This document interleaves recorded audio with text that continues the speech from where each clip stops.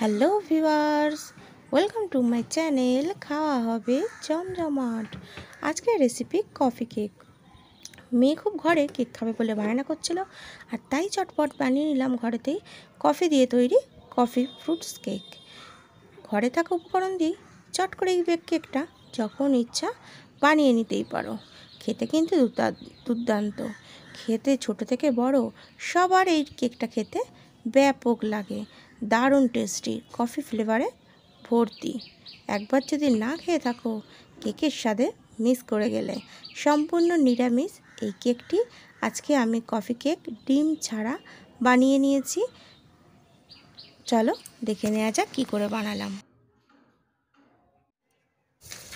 প্রথমে একটা ফাঁকা বোল নিয়ে নিলাম, আর তাতে দিয়ে দিচ্ছি ময়দা। যে একটা নির্দিষ্ট কাপ নিয়ে নিয়েছি, এই কাপের মাপেই আমি সব উপকরণগুলো দেবো। আমি এখানে 2 কাপ মতন ময়দা নিয়ে নিলাম। এখন দিয়ে দেবো চিনি। 2 কাপ ময়দায় 1 কাপ চিনি দিয়ে দিলাম। তবে চিনিটা তোমরা ডাস্ট করে নিয়ে মিক্সিতে দিতে পারো, তাহলে মেল্ট হতে তাড়াতাড়ি সুবিধা হয়। তবে আমি ডাস্ট না করেই দিলাম। আর দিয়ে দিচ্ছি বেকিং পাউডার।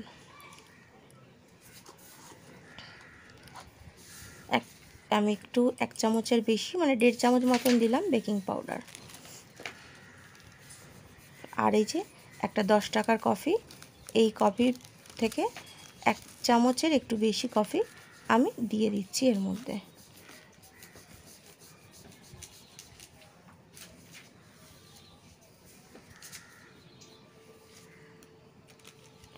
দু চামচ মতন কফি আমি দিয়ে দিলাম। এবার ভালো করে সমস্ত উপকরণগুলোকে মিশিয়ে নিচ্ছি।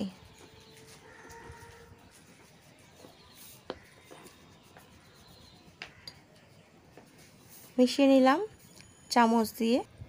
এখন নিয়ে নিলাম বাটার। এখানে মেল্ট করে নিয়েছি 1/4 কাপ, সেটা দিয়ে দিলাম। এবার এটাকে ভালো করে মিশিয়ে নিচ্ছি। 1/4 কাপের একটু বেশি পরিমাণ বাটার দিয়েছি। বাটারটা একটু বেশি হলে কেকের স্বাদটা খুবই ভালো হয়, তাই একটু বেশি পরিমাণেই আমি দিয়েছি। দেখো এখন ভালো করে মিশিয়ে নিচ্ছি।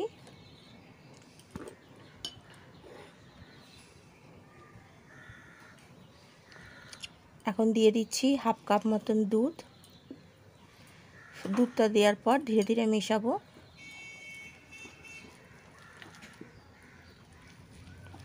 আর এরকম ক্লকওয়াইজ এটাকে ঘুরিয়ে ঘুরিয়ে আমি এটাকে ব্যাটারটাকে রেডি করব। যেটুকু বাকি দুধটা ছিল সেই দুধটাও আমি দিয়ে দিলাম।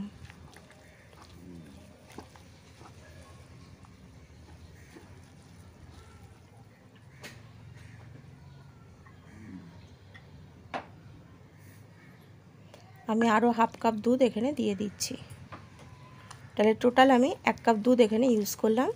কোনো সময় হঠাৎ করে 1 কাপ দুধ একবারেই দিয়ে দেবে না, এরকম অল্প অল্প করেই দুধটা দেবে। কারণ বাই চান্স যদি বেশি পাতলা হয়ে যায় তাহলে কেকটা খুব একটা ভালো হবে না, তাই অল্প অল্প করেই দিতে হবে। আর খুব ভালো করে এটাকে ফেটিয়ে নিতে হবে ব্লেন্ডার দিয়ে। এখন একটা কেক প্যান নিয়ে নিয়েছি, তাতে একটু তেল লাগিয়ে নিয়েছি। আমার কাছে এখন বাটার পেপারটা নেই, শেষ হয়ে গেছে।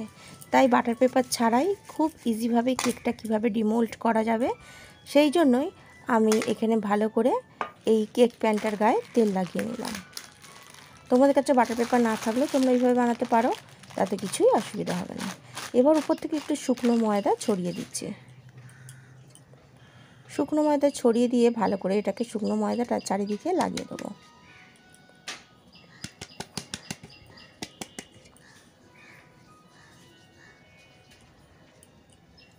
শুকনো ময়দাটাকে লাগিয়ে দেওয়া হয়ে গেল। এখন যে ব্যাটারটা রেডি করা আছে সেটাকে আমি ঢেলে দিচ্ছি উপর থেকে।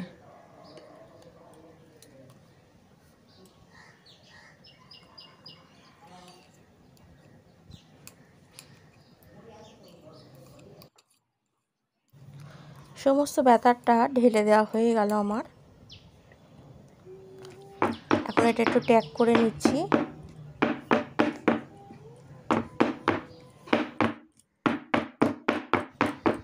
ট্যাপ করে নেওয়া হয়ে গেল। এখন উপর থেকে আমি ডেকোরেশন করে দেবো। আর কফি দেওয়ার জন্য দেখেছো কালারটা কত সুন্দর একটা চলে এসছে। উপর দিয়ে ছড়িয়ে দিচ্ছি কিশমিশ, যেগুলো আমি একটু জলে ভিজিয়ে রেখেছিলাম। উপর দিয়ে কিশমিশ ছড়িয়ে দিলাম।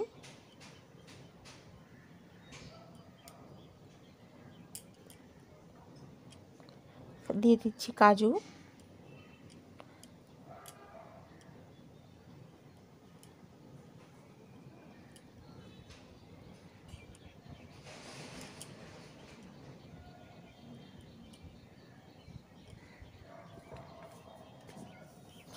আমন্ডের টুকরো, আমন্ডগুলো ধুয়ে সরু সরু করে কেটে নিয়েছি।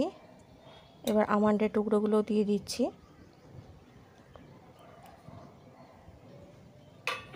সমস্ত ড্রাই ফ্রুটসগুলো আমার দেওয়া হয়ে গেল। দেখতে খুবই সুন্দর লাগছে। এদিকে গ্যাসের মধ্যে কড়াই বসিয়ে দিয়ে একটু প্রি হিট করে নিলাম 5 মিনিট। একটা ভিতরে স্ট্যান্ড বসিয়ে দিয়েছি। আর এখন কড়াইয়ের মধ্যে এই স্ট্যান্ডের উপরে এই কন্টেনারটা বসিয়ে দিলাম, কেক কন্টেনার দিয়ে চাপা দিয়ে দিলাম। আর এই কড়াইয়ের ঢাকনার মধ্যে যে হোলটা আছে এটাকেও আমি চাপা দিয়ে দেবো।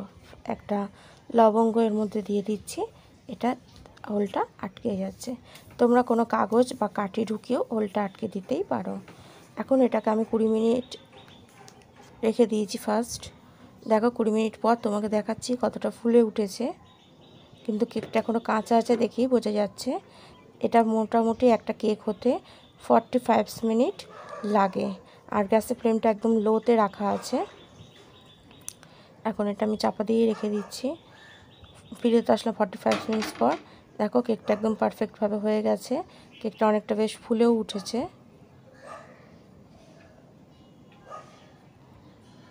এখন কেকটাকে ডিমোল্ড করে নেবো ঠান্ডা করে নিয়ে। এখন একটা টুথপিক ঢুকিয়ে দেখাচ্ছি, ভিতরটা দেখো একটু গায়ে লেগে নেই, মানে পারফেক্টভাবে কেকটা তৈরি হয়েছে।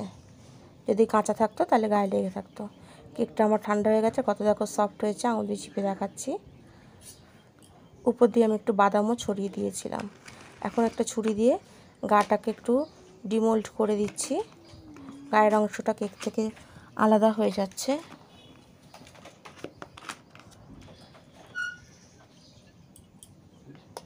একটা থালা নিয়ে উপর করে নিচ্ছি। উপর করে নিয়ে এটাকে 3 বার একটু ট্যাপ করে নিলাম। দেখো কত ইজিলি কেকটা বেরিয়ে আসলো। দেখো পিছনটা একটুও পড়েনি। বাটার পেপার ছাড়াও কত সুন্দর ঘরে কেক বানানো যায়। কেকটা একদম পারফেক্টভাবে রেডি। আর দেখো কতটাই সফট হয়েছে কেকটা। একদম পারফেক্টভাবে কেক আমার আজকে রেডি, কফি কেক।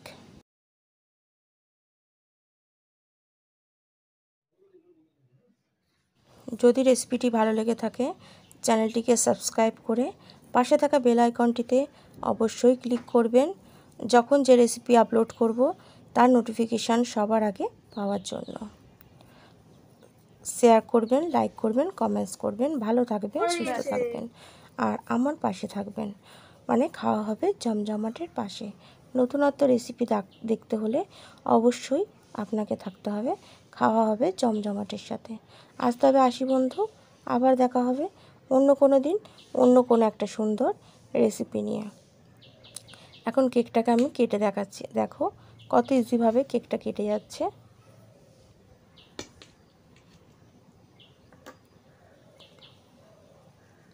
দেখো ভিতরটা কত সুন্দর হয়েছে আর কতটা সফট হয়েছে দেখাচ্ছি আমি। দেখো দেখো কতটা সফট হয়েছে কেকটা, স্পঞ্জের মতন।